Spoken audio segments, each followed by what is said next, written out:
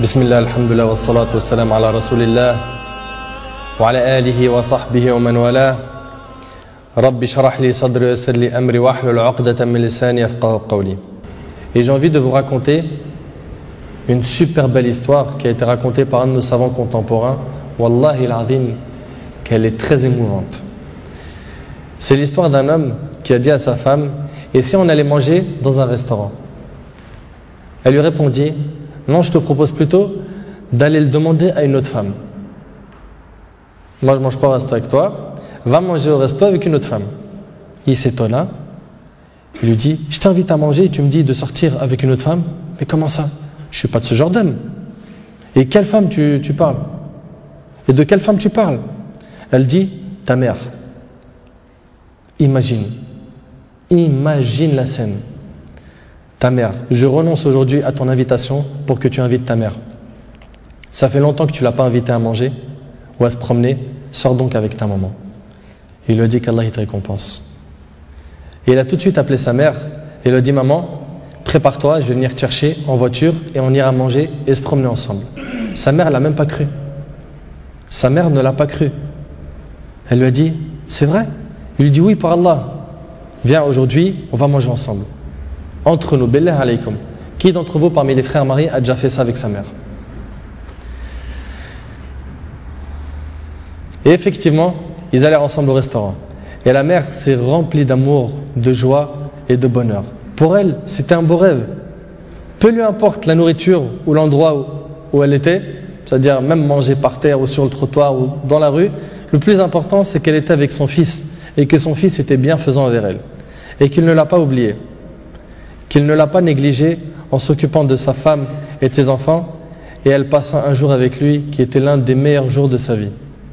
Elle lui dit au retour, l'homme dit à sa mère au retour: maman, t'es contente? La sortie t'a plu? Elle dit: oui, wallahi, c'était mashallah. Elle dit: oui, qu'Allah te récompense. Il répondit: Inch'Allah, je le referai. Elle dit: non, Inch'Allah, la prochaine fois, l'invitation viendra de moi. Il lui dit: Inch'Allah. Et des semaines et des mois passèrent, le frère a été occupé, puis sa mère tomba malade et mourra. Qu'Allah lui fasse miséricorde. Son fils était très triste. Et quelques jours plus tard, il reçut une invitation au restaurant pour lui et une autre personne, et cette invitation était déjà payée. Étonné, il se demanda de qui vient cette invitation déjà payée. Il est parti alors avec son épouse au même endroit où il avait mangé avec sa mère, et là une lettre l'attendait de la part de sa mère. Il y avait écrit: mon cher fils, qu'Allah te récompense, je t'avais promis de t'inviter au même endroit pour manger, mais tu étais souvent occupé. Et maintenant je tiens ma promesse et je t'invite avec ta chère épouse, et je t'invite avec ta chère épouse, qu'Allah vous récompense.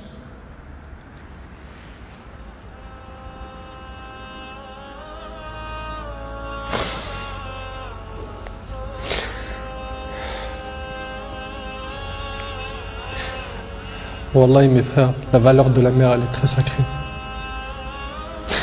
Faut pas la mettre en colère.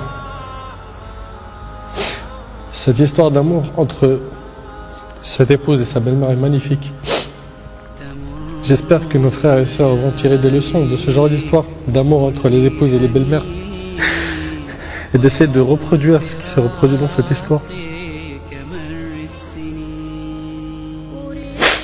C'est qu'après le décès de la mère qu'on connaît sa valeur.